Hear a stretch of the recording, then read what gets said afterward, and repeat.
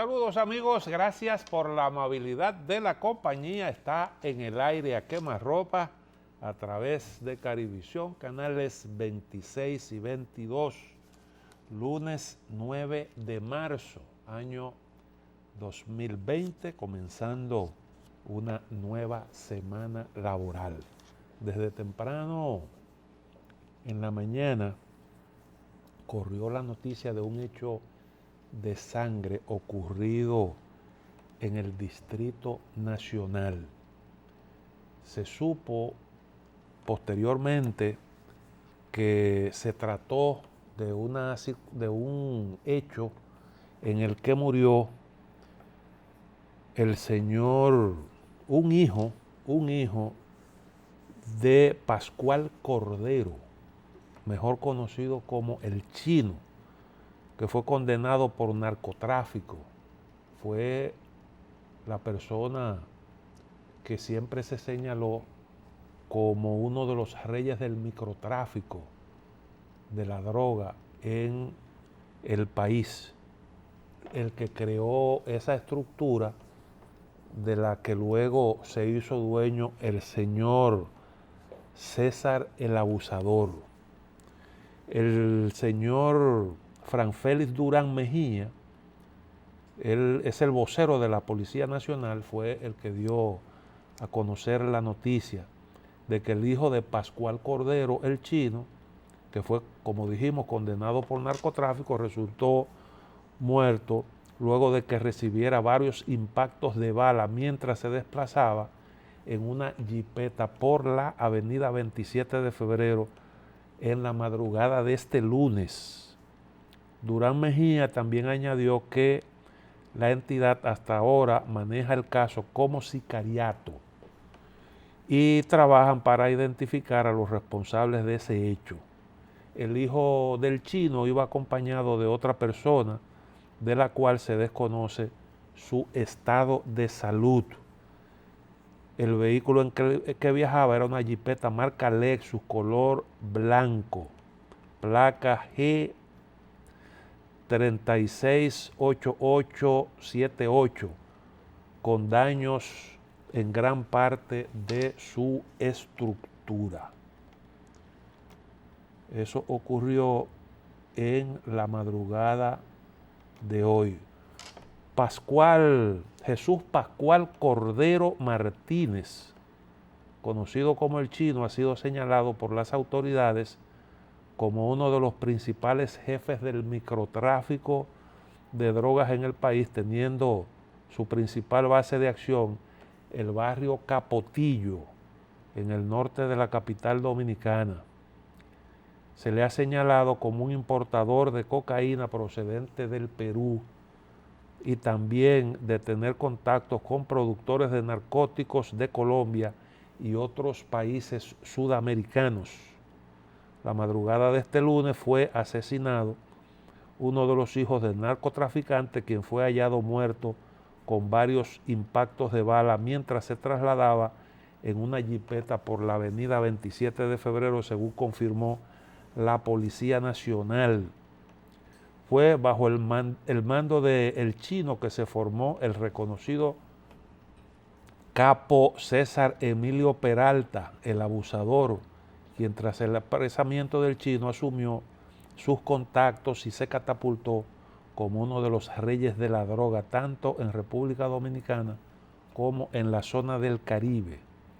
El Chino también tiene conexiones con importantes cabezas del narcotráfico del país, como José de Jesús Tapia Pérez, quien recientemente fue extraditado a Estados Unidos en un grupo de 5 personas que los Estados Unidos pidió en extradición a la República Dominicana por ser supuestos cabezas del crimen organizado y lavado de activos en República Dominicana.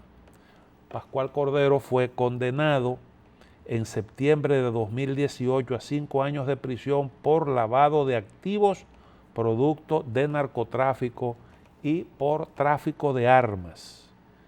En esa condena también fueron incluidos una ciudadana peruana de nombre Magali Rocío Reinaga Galarreta, quien era utilizada como mula, y también al ex cabo de la Policía Nacional, Martín Alcántara Buten. A 6 años fueron condenados Francisco Alberto Colón Rosario, Pedro Alexis Salcedo Soriano y Ricardo Santil.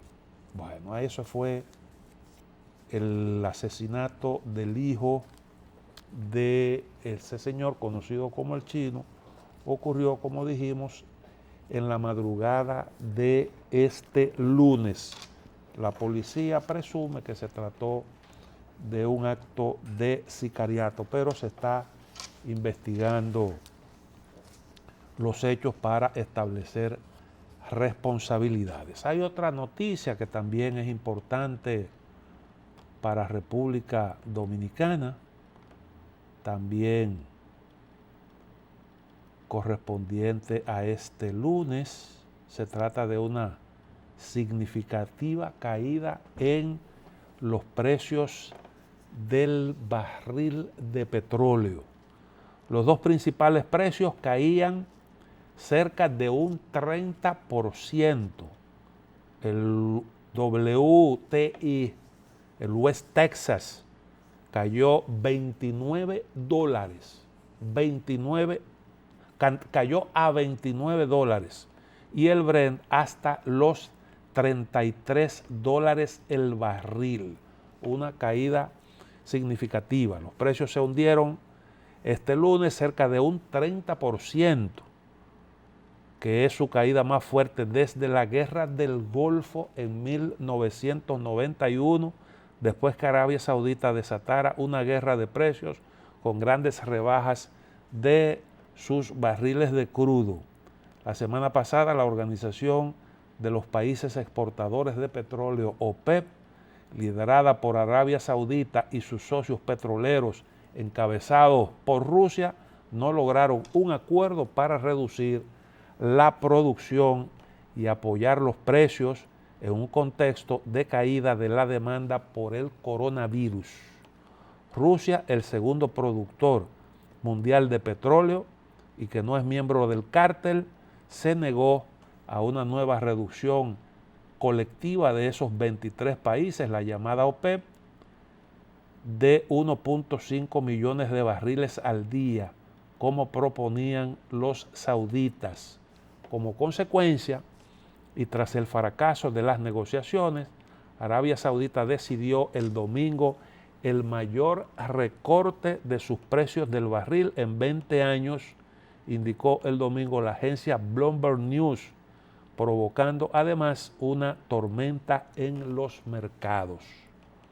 Los sauditas recortaron así entre 4 y 6 dólares el precio de sus barriles para entrega en abril con destino a Asia y en 7 dólares los destinados a Estados Unidos, según indicó Bloomberg. Siempre que se producen situaciones como la que estamos viviendo, hay desavenencias entre los principales productores de petróleo que ante la caída de los precios tratan de compensar mediante el incremento de su oferta petrolera, de manera tal que puedan compensar. Y eso, para evitar ese tipo de situaciones, es que se hacen esos acuerdos. No fue posible, y además de la expectativa que hay de una menor demanda como consecuencia del coronavirus, que se va a reflejar en una menor actividad económica, por tanto en una baja del consumo. Aparte de eso, entonces ahí está ese problema psicológico, naturalmente, que afecta también la oferta, y eso pues es lo que explica esa tremenda caída. Para República Dominicana es una buena noticia, indiscutiblemente es una buena noticia. Estamos hablando de unos precios que no se colocaban a ese nivel, como dice la información, desde aquel momento de la Guerra del Golfo. Una caída realmente espectacular, si usted toma en consideración que antes del problema del coronavirus, los precios estaban por cerca de $60 el barril. Es una caída significativa. Para República Dominicana esto representa un ahorro importante. Y otra noticia buena para República Dominicana es también el incremento en los precios del oro. República Dominicana es un gran productor de oro y bueno, pues tiene una participación importante en la explotación de ese recurso y se supone que esto, bueno, pues es una especie de compensación frente al palo que va a significar para la economía doméstica y para la economía mundial el problema del coronavirus, que todavía eso está por expresarse en su real magnitud. Lo que se prevé es una disminución del crecimiento de la economía global. Eso va a afectar seriamente la economía global, prácticamente el mundo entero. Fíjense, por ejemplo, lo que ha estado ocurriendo en China. Ya los pronósticos dicen que ahí va a haber una baja importante del Producto Interno Bruto. China es un país receptor de una de las grandes potencias turísticas mundiales, y ese flujo se ha visto seriamente afectado por el problema del coronavirus, pero también no solo eso, sino, imagínense ustedes, importantes centros de producción se han visto seriamente afectados, muchas fábricas paralizadas, y eso tendrá al final una importante repercusión en la economía de ese país, y desde luego China es un gran motor de la economía mundial. Si se ralentiza la economía, su demanda de productos de todo tipo, de materias primas, va a disminuir, y hay países, entre ellos varios latinoamericanos, cuyas exportaciones dependen fundamentalmente del mercado chino. China es principal socio de muchos países latinoamericanos, como el caso, por ejemplo, de Chile, de Brasil, y desde luego que son países que van a sentir directamente el impacto de la ralentización de la economía china. Y no solo estamos poniendo ejemplos, pero eso indiscutiblemente que se va a extender prácticamente al mundo entero por la importancia. Pero no solo China se está viendo afectada, estamos hablando de una situación que está afectando las labores cotidianas en los países en donde ha llegado este virus, y lo que se prevé es que el mismo seguirá expandiéndose, y por tanto el impacto va a ser considerable. En el caso de República Dominicana viene el aspecto más sensible, es lo que tiene que ver con el turismo. Tenemos esos dos aspectos que son positivos: incremento en los precios del petróleo, incremento en los precios del oro, y además de eso una situación que ayuda mucho a República Dominicana es los niveles importantes de las reservas internacionales del Banco Central, que vamos a ver un poco más adelante lo que es la cifra sobre el comportamiento de la economía durante el mes de enero de 2020 que nos ofrece el Banco Central en una publicación que se hace en los diarios del país.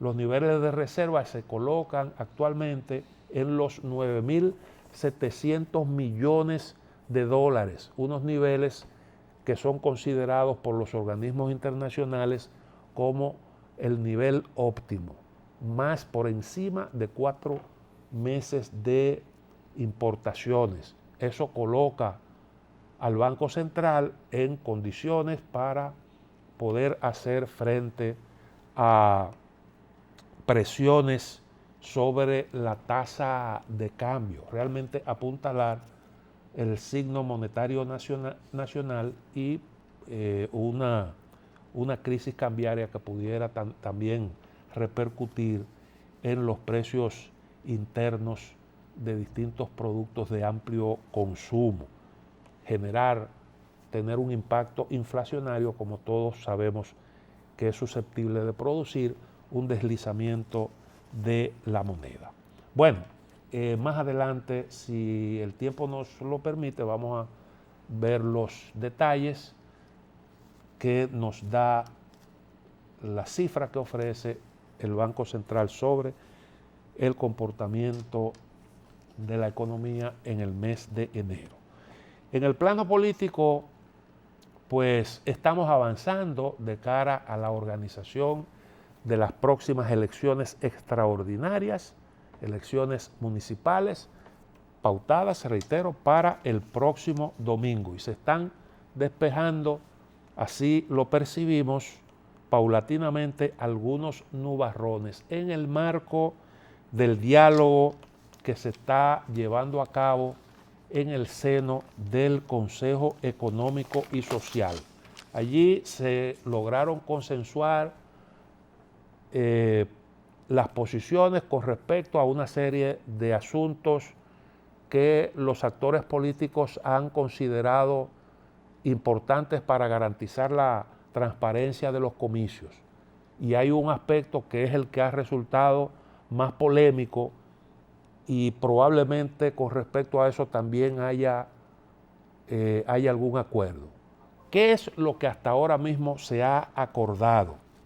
Bueno, en primer lugar, los partidos políticos que participan, estamos hablando de dos grandes bloques representados por el Partido Revolucionario Moderno, por un lado, y el Partido de la Liberación Dominicana por el otro, con la presencia allí de esos actores que integran el Consejo Económico y Social y otros que han sido sugeridos sobre todo por los partidos del bloque de la oposición. Entonces, ambas partes acordaron encomendar a los delegados hacer una revisión de las juntas municipales cuya composición no es equilibrada o que en el proceso electoral pasado no jugaron un papel satisfactorio y recomendar las medidas necesarias a tomar en cada caso. ¿De qué es lo que estamos hablando? Bueno, la oposición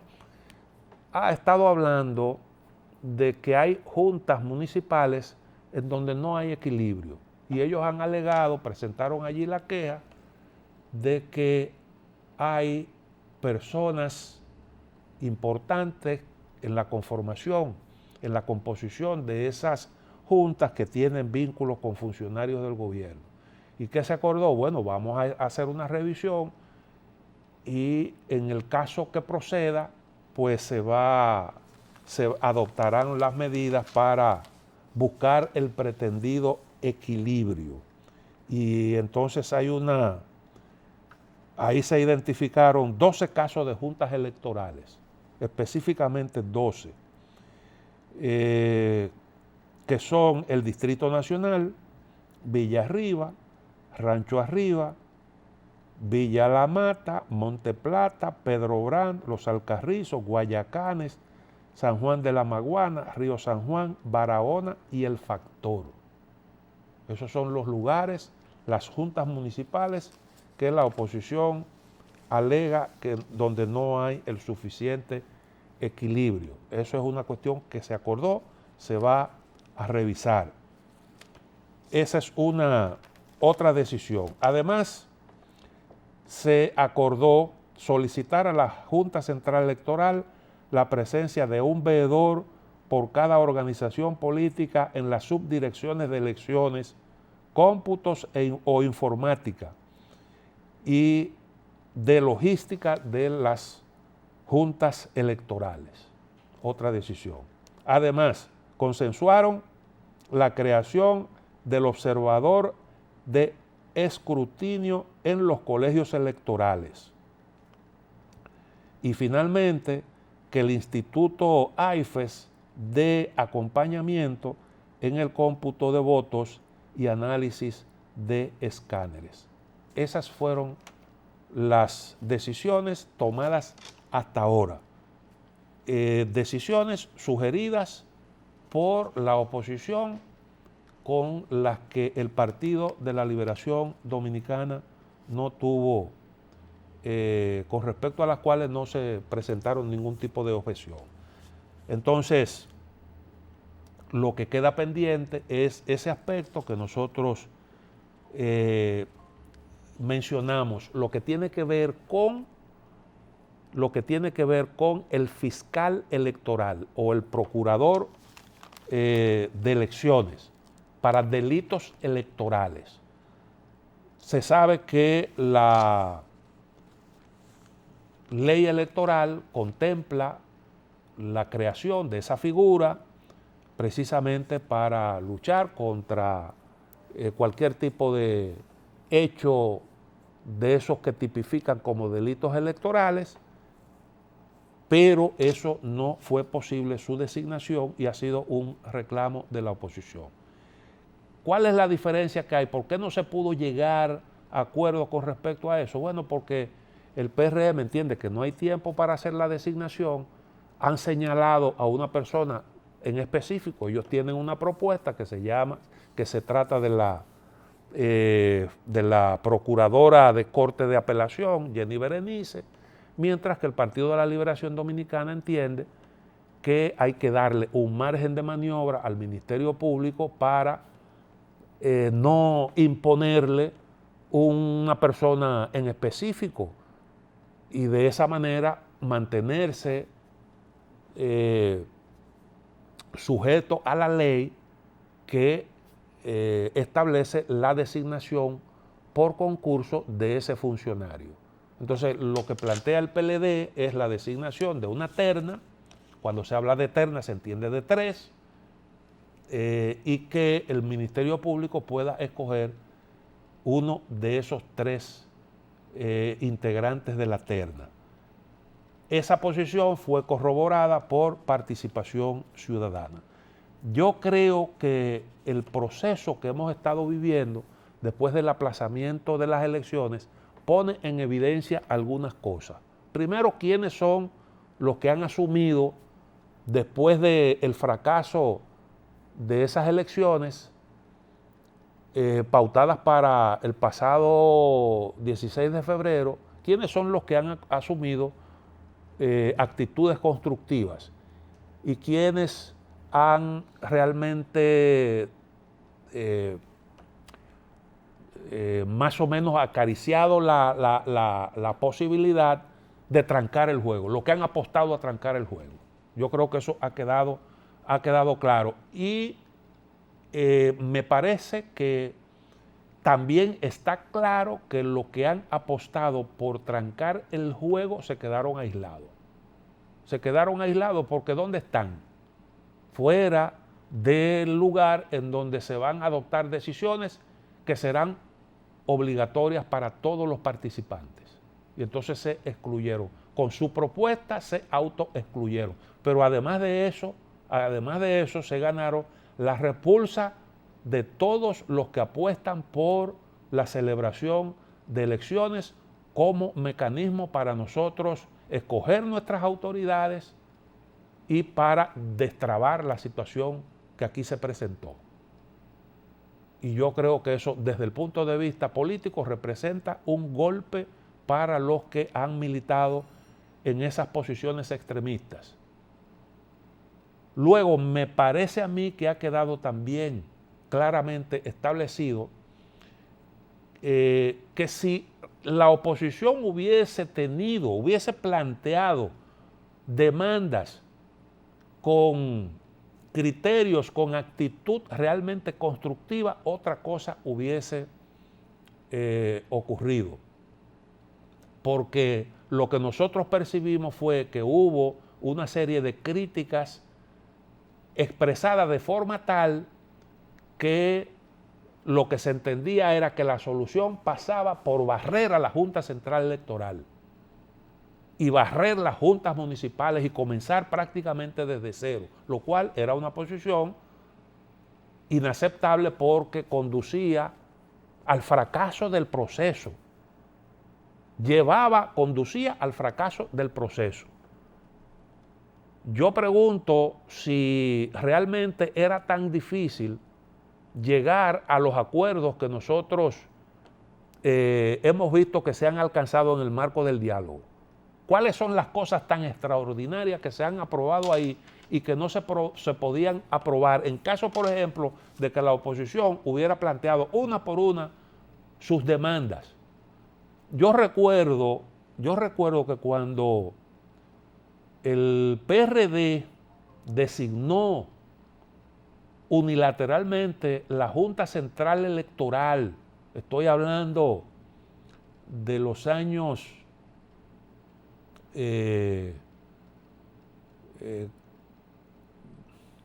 ahora se me confunde la fecha, pero cuando se designó a Morel Cerda, que no recuerdo ahora exactamente el año en que eso ocurrió, cuando se hizo esa designación de la Junta Central Electoral de forma unilateral, hubo realmente una reacción del Partido Reformista,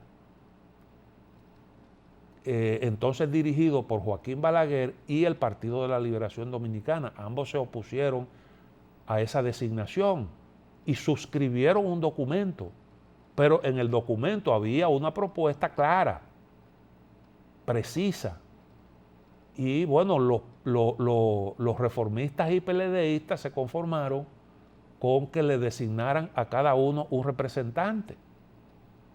Y ustedes recordarán ese hecho. Bueno, lo que quiero decir es que el asunto se manejó de forma tal que, bueno, pues lo que en esencia planteaba la oposición no eran aspectos específicos, sino unas demandas tales que parecían pretender barrerlo todo. Nos hubiésemos ahorrado muchos problemas de haber sido un poco más coherente, un poco más razonable en las exigencias, en las demandas. Y creo que lo que está ocurriendo va a terminar creando un ambiente totalmente distinto a partir del momento mismo en el que se logren los acuerdos sobre los puntos, sobre todos los puntos que están sobre la mesa. Y yo creo que la forma en que esto se ha llevado, la discusión, la forma en que se ha llevado discusión sobre aspectos específicos, sobre propuestas específicas, y con la presencia ahí de gente que está inspirada, que está animada por la intención, el deseo de que hayan acercamientos en las posiciones de las partes y por tanto soluciones a los problemas que tenemos ahí, pues no me cabe la menor duda de que nosotros vamos a lograr despejar completamente el panorama. Y eso va, entiendo yo, a crear un clima distinto, un ambiente más distendido, y eso podrá ayudar a que la competencia política se centre más en lo que tienen que proponer los partidos políticos, que deben decirnos de alguna manera qué es realmente lo que se proponen hacer con la República Dominicana en caso de que lleguen al poder.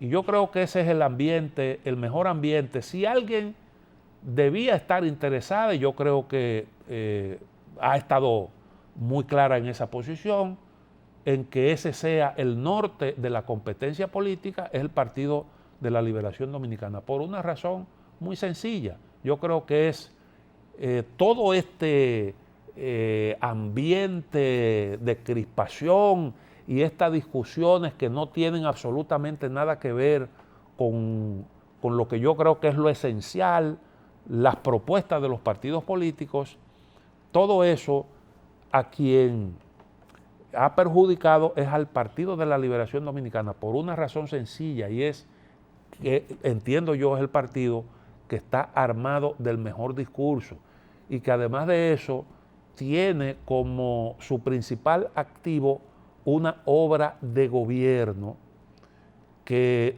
se necesita el ambiente adecuado para su ponderación. Y creo que el ambiente cambiará una vez podamos dar por superados en esencia estos problemas que son los que han creado ambiente propicio para un ruido en el que algunos grupos se han presentado como las víctimas y al partido de gobierno como como el principal victimario y beneficiario de unas tratativas que han estado en el discurso permanente de la oposición. Vamos a hacer una pequeña pausa y entonces volvemos con otras informaciones importantes.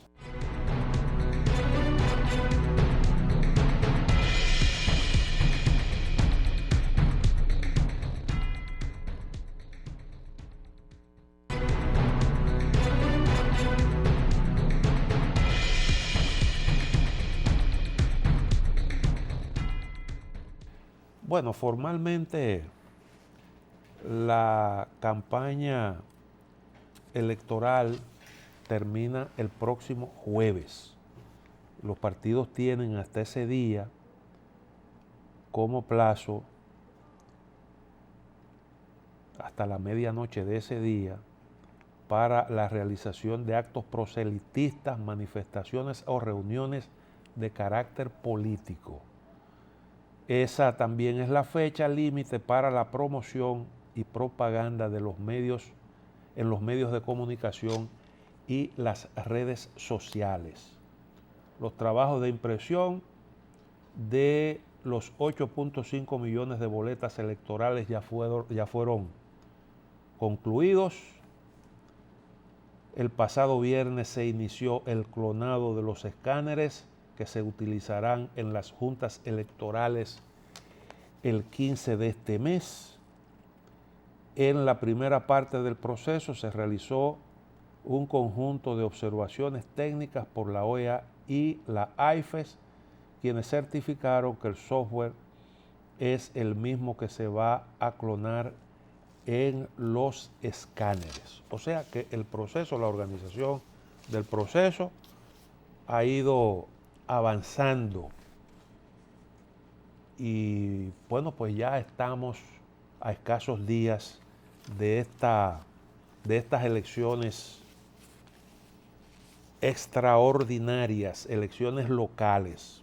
El gobierno entregará 753 millones de pesos a la Junta Central Electoral, según anunció la Dirección General de Presupuesto del Ministerio de Hacienda.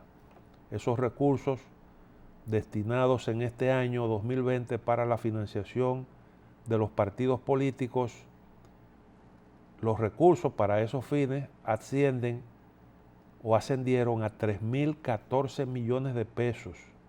Se programaron para ser desembolsados en el mes de enero, previa consulta con la Junta Central Electoral, para ser distribuidos en 4 partidas iguales y sucesivas, quedando solo pendiente la cuota de abril.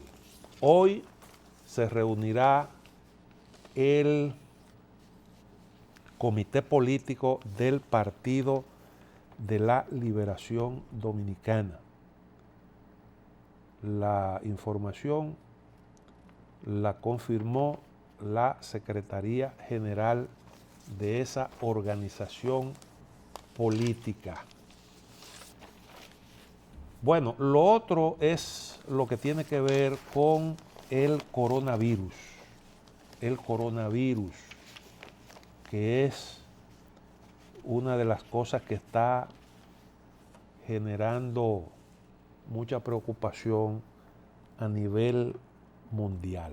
Hay unas declaraciones que dio un científico español que yo quiero compartir con ustedes. Es catedrático catedrático español, se llama Adolfo García Sastre, uno de los virólogos de ese país europeo más conocidos en el mundo.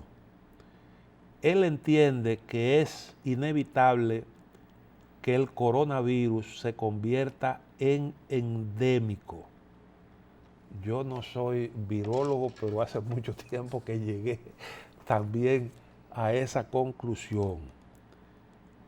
Adolfo García Sastre dirige en Nueva York el Instituto Global de Salud y Patógenos Emergentes en la Escuela de Medicina del ICANN en el Hospital Mount Sinai, uno de los centros de referencia de Estados Unidos, convertido en uno de los virólogos más destacados del mundo, con cientos de publicaciones científicas relevantes. Su trabajo se ha centrado sobre todo en la gripe para intentar conocer los factores que la convierten en una enfermedad más grave o más leve. El conocimiento que genera su equipo de investigación sirve para desarrollar mejores vacunas y nuevos tratamientos antivirales. En su laboratorio también se estudian otros virus, desde el virus respiratorio sincitial a los virus flavivirus, dengue, fiebre amarilla o Zika. Y ahora, cómo no, el coronavirus. Le hicieron a este señor una entrevista. Ustedes acaban de ver que se trata de toda una autoridad en la materia. Y entonces a él le hicieron una entrevista. Entre otras cosas le preguntaron lo siguiente. El nuevo coronavirus no deja de compararse con el virus de la gripe. ¿En qué se parece y en qué se diferencia?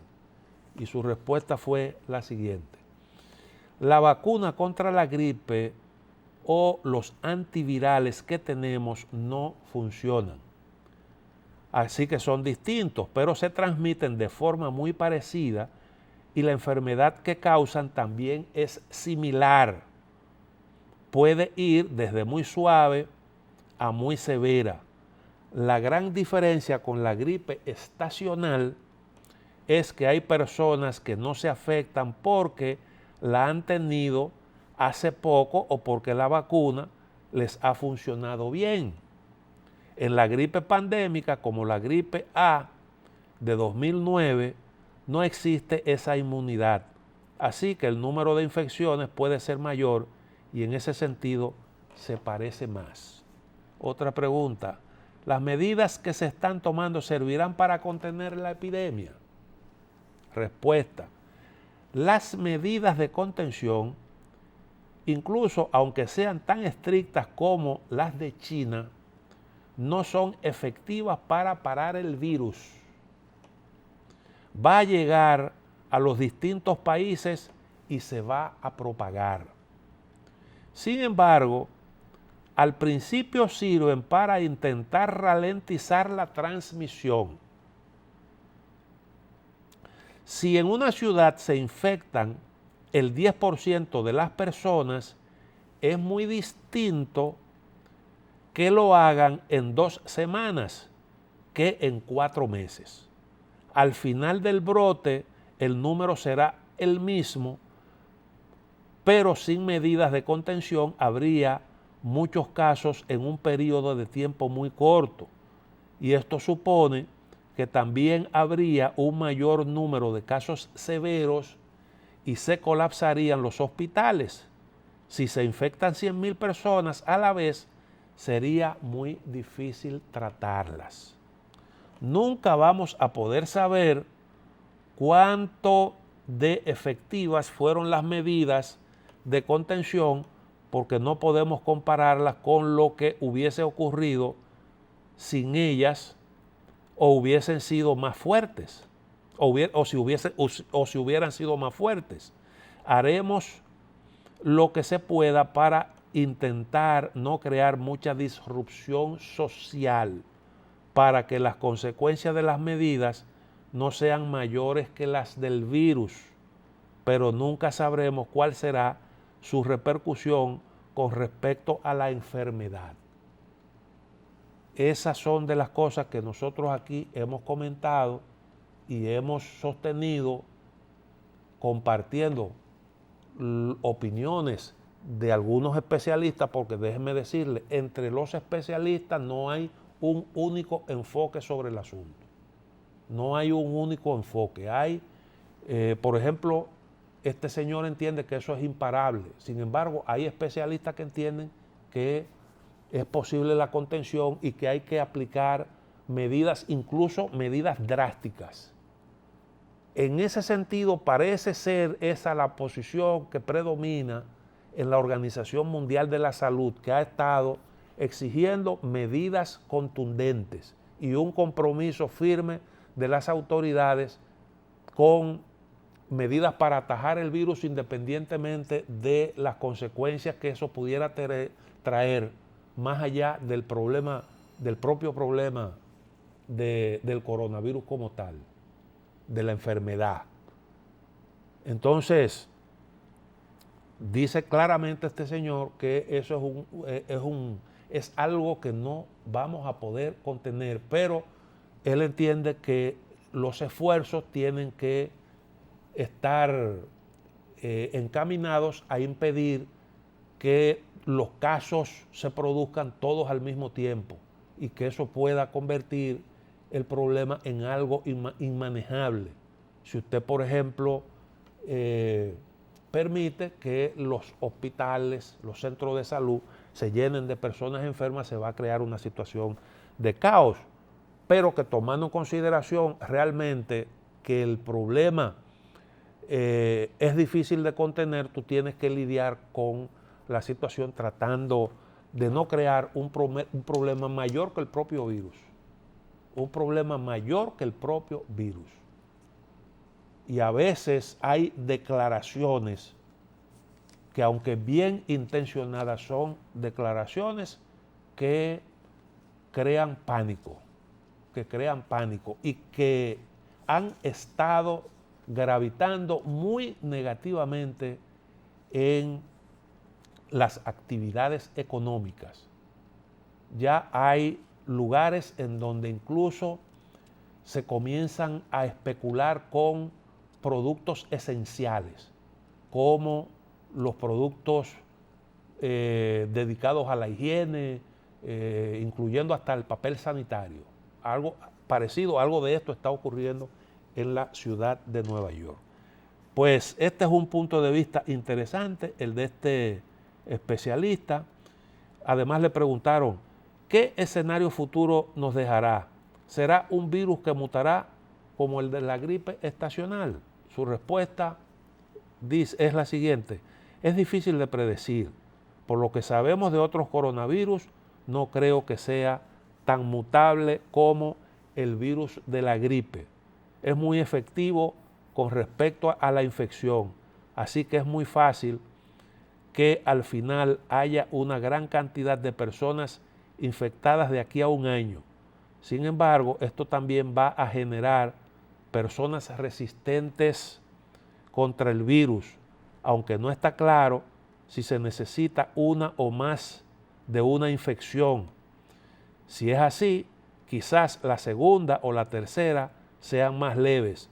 Esas resistencias harían que el virus tuviera un nicho más pequeño e infectase a niños de 1 a 10 años o a personas que no se han visto expuestas debido a que circula menos. Bueno, ese es un punto de vista interesante. Hay otra información que tiene que ver también con el coronavirus. Dice que a pesar de los protocolos que el gobierno sigue en aeropuertos, puertos, pasos fronterizos y hasta en hospitales, una persona que resulte asintomática puede durante 14 días transmitir el coronavirus en varios lugares que visite, porque ella y sus allegados ignoran que es portadora de la enfermedad. Además, si ese ciudadano proviene de uno de los lugares donde hay foco, como el caso de China, Italia, Canadá y España, donde en la mayoría de los casos hay vuelos constantes a la República Dominicana, ya sea turísticos o de la diáspora dominicana que vive en ellos, puede hacerse las pruebas y tener resultados negativos, y en una segunda puede dar positivo al virus. En la realidad, la República Dominicana tiene 5 casos confirmados de coronavirus, 3 provenientes de Italia, 1 de Canadá y otro de Barcelona. La Organización Mundial de la Salud informó que no hay medicamento antiviral específico para prevenir o tratar el COVID-19. Sin embargo, los afectados deben recibir atención de salud para aliviar los síntomas. También rechaza el uso de antibióticos y la automedicación. En China se utiliza una combinación de antivirales que tratan la influencia y antirretrovirales. Hay un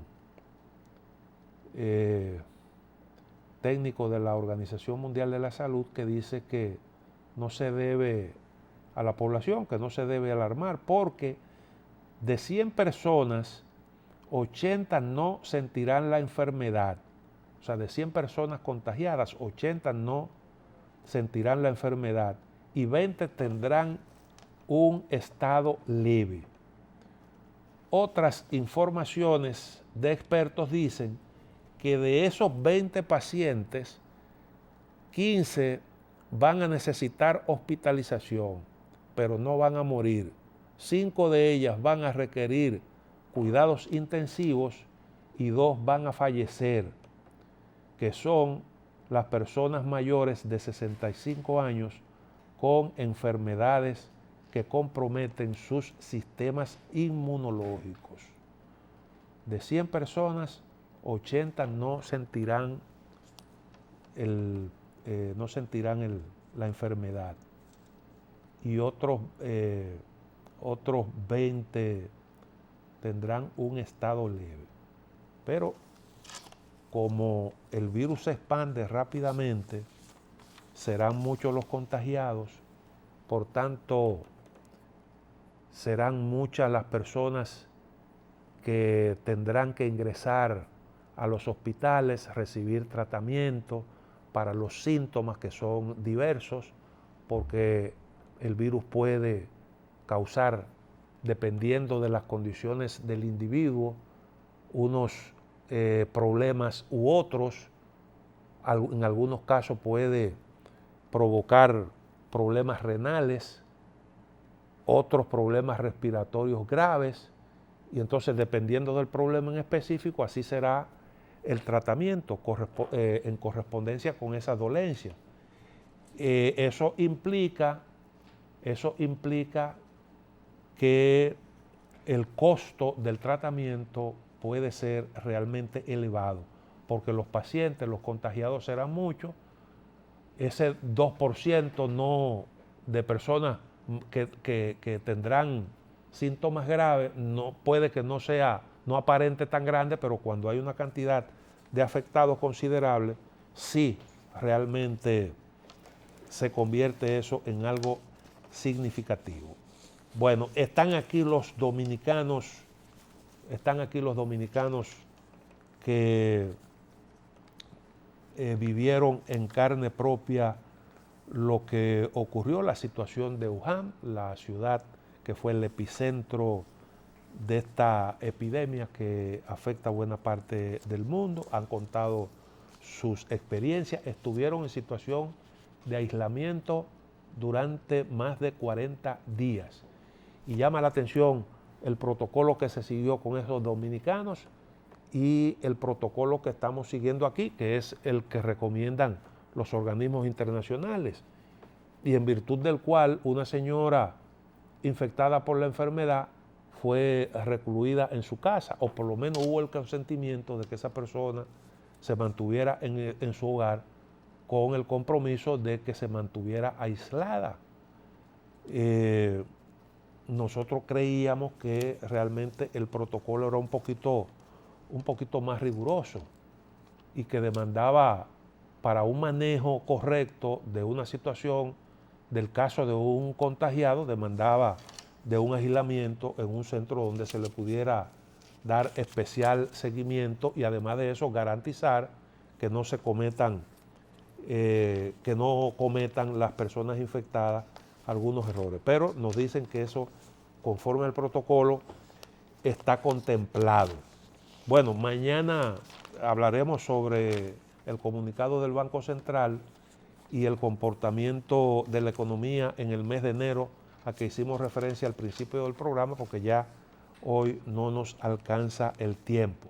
Creemos que es importante eso que nos dice, que nos cuenta el Banco Central, porque habla de la fortaleza de la economía dominicana, algo que realmente es una buena noticia, algo que es alentador y que además de eso es una invitación a los agentes económicos a no perder la confianza, que es tan importante para garantizar la sanidad de las actividades económicas. Nos vemos mañana, Dios mediante.